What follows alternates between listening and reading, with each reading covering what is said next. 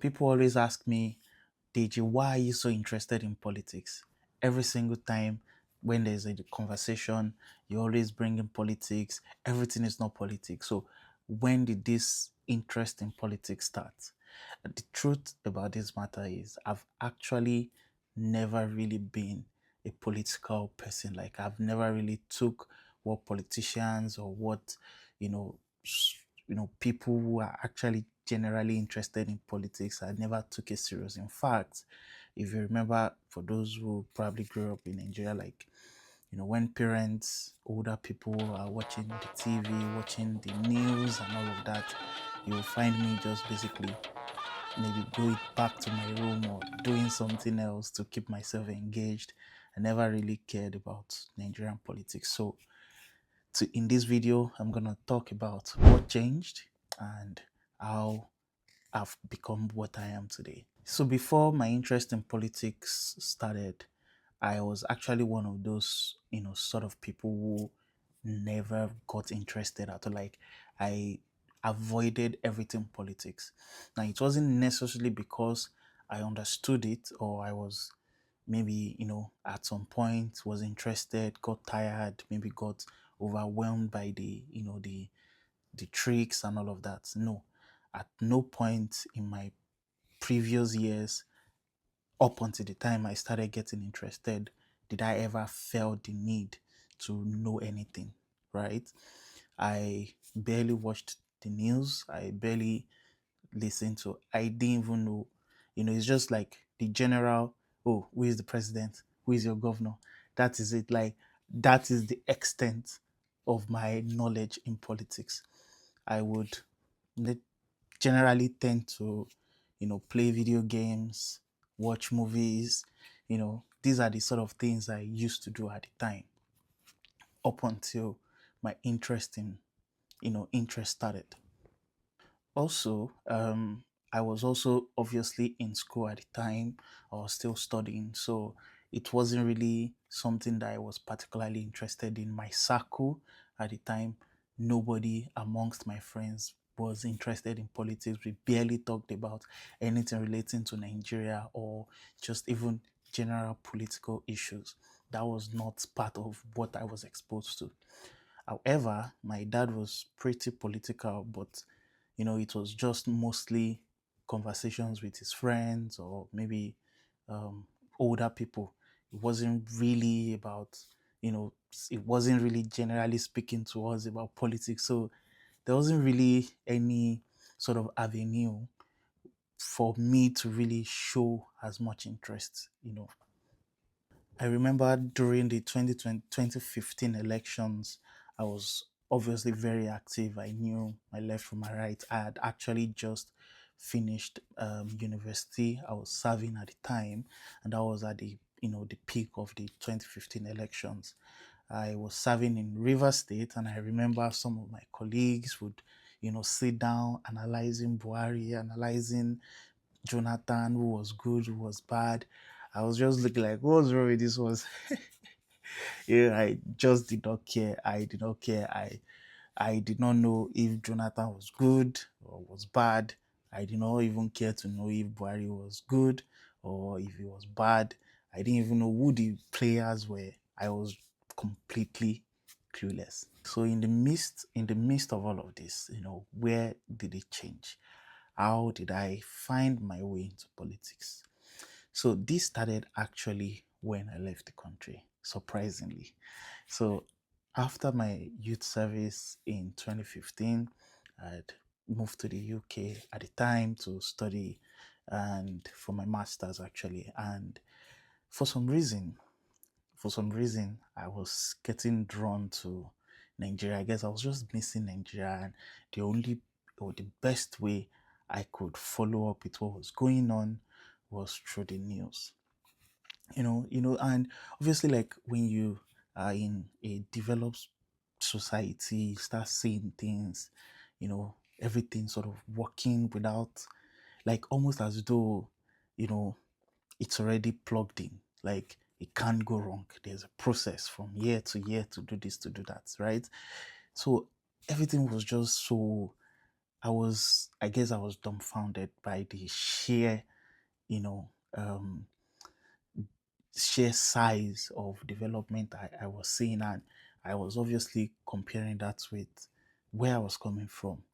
And because of that, I started, watching TV, not necessarily TV, like on the internet, would watch YouTube, the, like the channels especially, because I was very interested in the politics today.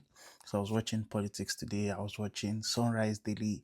I was watching journalist hangout, right? So these were like the programs like sort of developed that sort of sparked my interest in politics. I enjoyed the way Sheung Okimbale asked questions and the way politicians would generally tend to probably even dodge or respond to them, and obviously also generally the news as well with respect to what was going on, what the plans, the policies.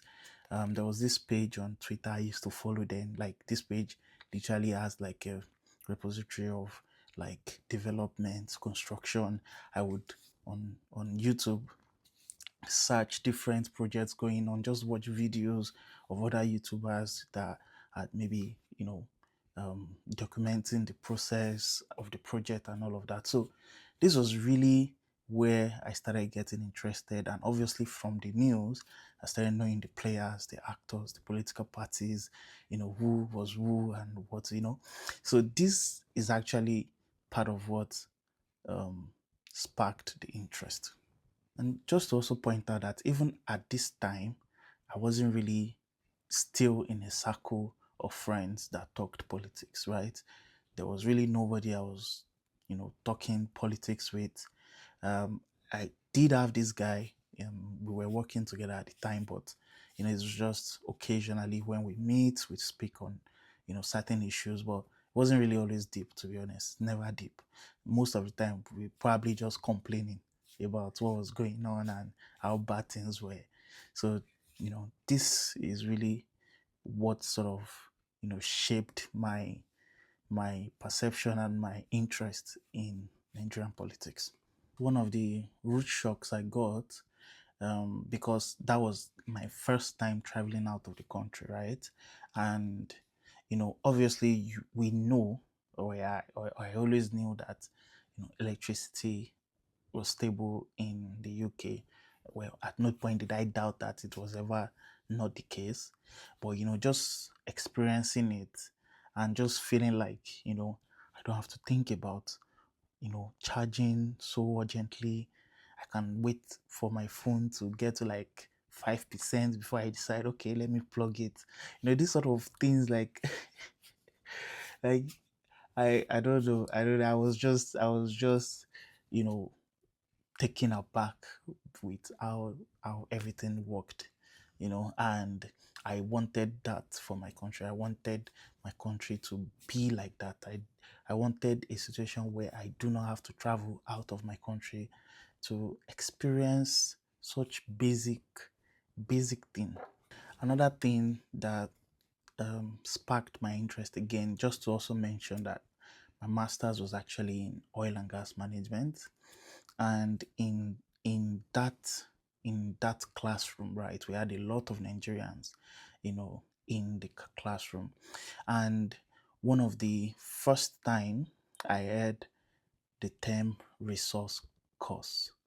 Now, resource course is simply we've got a country who's got tremendous number amount of non-renewable energy, fuel, non-renewable fuel like crude oil, gas, and so on and so on. Like basically things you um, you mine or you explore, whatever, right? So this country has loads of this, but paradoxically, right, they end up not developing. In fact, the comparison between their economic growth and the sheer amount of resources they have cannot be, like, it's unbalanced.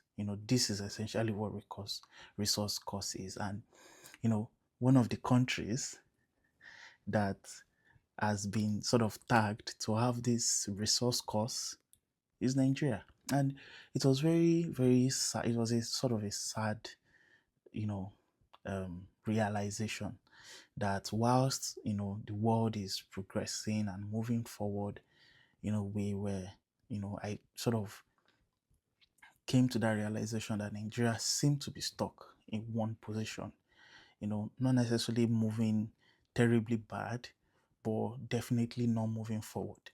It felt like we were stuck. We were not doing well, but actually we were probably even doing worse, to be honest. But you know, um, it's just that sort of balance because Nigeria still ranks as one of the biggest economy in Africa, but you know it doesn't translate to the people. So these were some of the things that sort of got me interested again in how the country was managing its resources, how it was managing the oil exploration, oil spend expenses, and the monies they make from this oil. How is it being used in the country? So you find that in my mindset, I was thinking, how can a country so blessed be so poor? Ever since, I've always, the interest keeps growing, to be honest. I remember coming back to the country. In fact, some of my conversations with the older people, like my dad, my uncles, was completely different. They felt like, this guy, what happened? Like the sort of conversations I was having with them after I got back from my master's was a lot more in depth. I seemed to understand, the issues in the country. And, even I myself felt a little bit fulfilled, to be honest, because, it felt like now I can speak with adults, I can speak with grown ups, sort of share ideas and understand, you know, Nigeria, with them. And obviously, at the time when I go back in 2017, right? And there was an election after 20. I think the election was in 2019. To be honest, I wasn't particularly as much. I like obviously at the time I had become so interested in politics. I was following a lot of the actors and all of that. But in that election, I actually sat it out because of the individuals, right? I didn't like Buhari, of course. I felt he had failed even as in his first term, um, and I didn't want him back. Obviously, don't forget the first term of Buhari was one of the most difficult time even for him because he was very sick. He was going back and forth in hospital. There was a time there was even rumor to be dead. So man, it was a no-no for me, right? The close contestant, which is Atiku Abubakar, also, I felt it was also part of the old guys. I never really liked, you know, the idea of going from this person to another person that has always also been in the system, right? So at the time, there was also Feladro Toye, Kingsley Moghalu, Shore, Madam Obieze Kwezili, and these were the guys that I sort of felt, okay, if I was ever going to support anyone, it will most likely be one of them. But I also understood that, you know, four of them being on the ballot doesn't make sense, right? Like, these votes will be split, like just be pieces. So at the time, I remember I was very excited when I heard this rumor that, oh, they were planning to come together, throw a pact, and support each other. But obviously, that went sideways. Story for another day. But after that, I just felt, what, in this election cycle, it's just not for me, and I sat it out and let it go. Right. So I didn't vote in 2019. But obviously, as the years goes by, I sort of got it more grounded in politics, understanding the importance of voting, whether you like them or you don't like them, find the one you like and you vote for them, right? So, which is essentially what I did in 2023. And up to now, yeah, I've been, I don't know. So, I think sometime in 2023, after the election, I got more interested in X, formerly Twitter, right? And I then started hosting political spaces, get people to speak, share ideas, and I still do that till now, once in a while, though not as often, but you know, um, and this is again strongly driven by my interest in Nigerian politics. So that has really been my journey so far in Nigerian politics. I've also learned a lot along the way. I feel like that may be a story for another day, but you know I feel like that is really how I actually got interested in politics.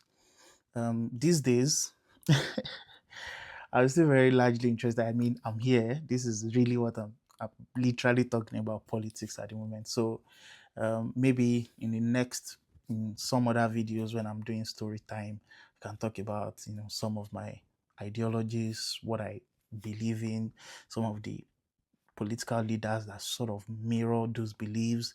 And to be honest, I feel like kind of dynamic, wherein I find my ideology split in different political actors.